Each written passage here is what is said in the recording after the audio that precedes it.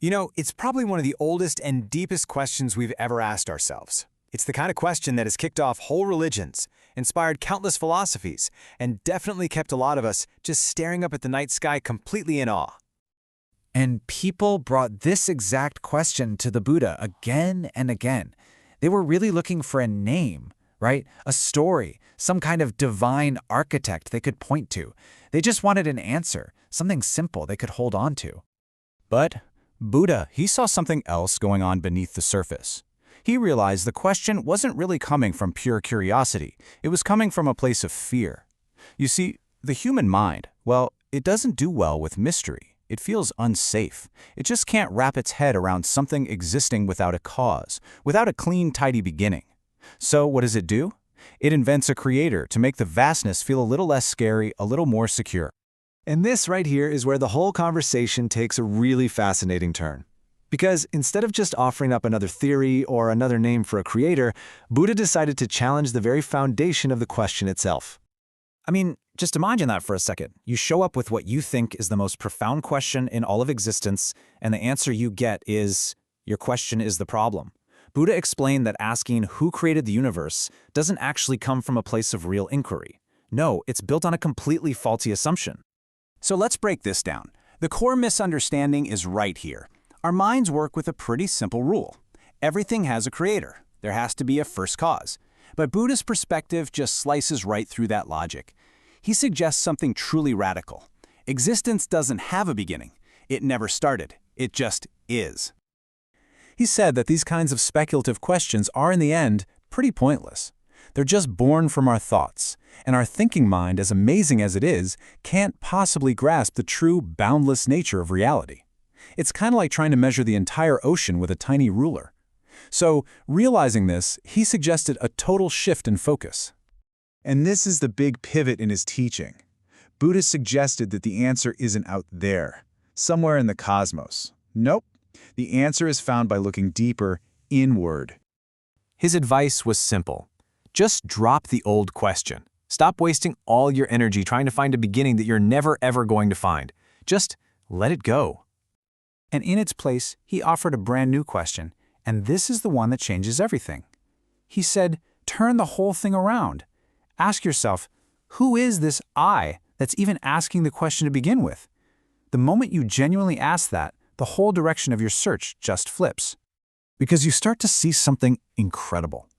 You see that this feeling we all have, of being a separate person looking at the universe from the outside, well, it's an illusion.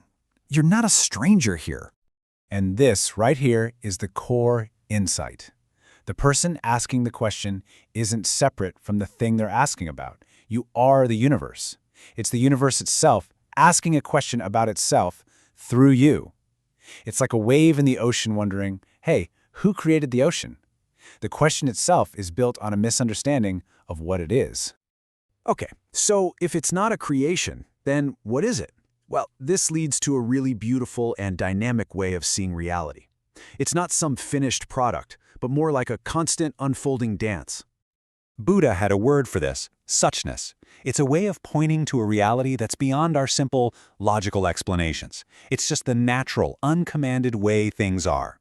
So in this view, the universe isn't a static thing, like a noun. It's an active verb. It's a constant, self-moving happening. And the amazing thing is you can feel this truth everywhere.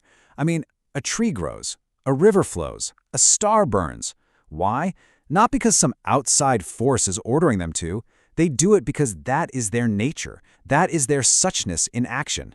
So here's the really crucial point. Things don't just pop into existence from a single creator. They arise because they are dependent on everything else. It's this infinite, interconnected web of existence.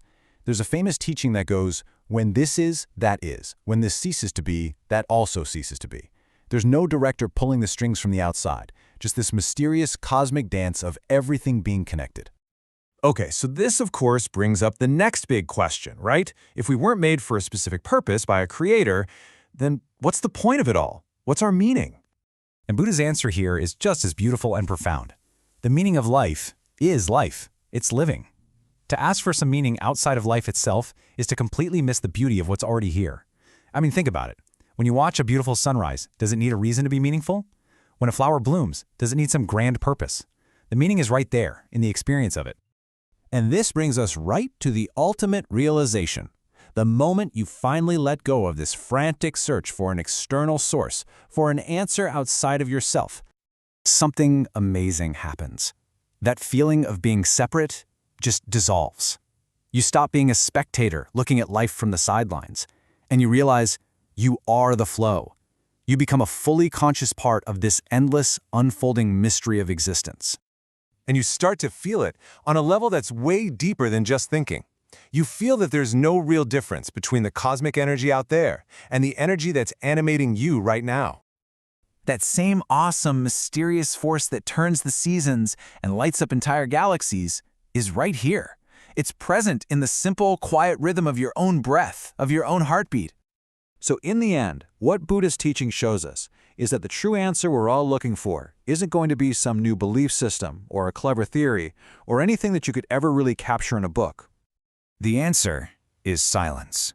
Because when you get into a state of deep, meditative silence, when that chattering mind that's always asking all these questions finally settles down, the whole idea of creator and creation just melts away. And what's left? Only the direct, pure experience of reality, exactly as it is.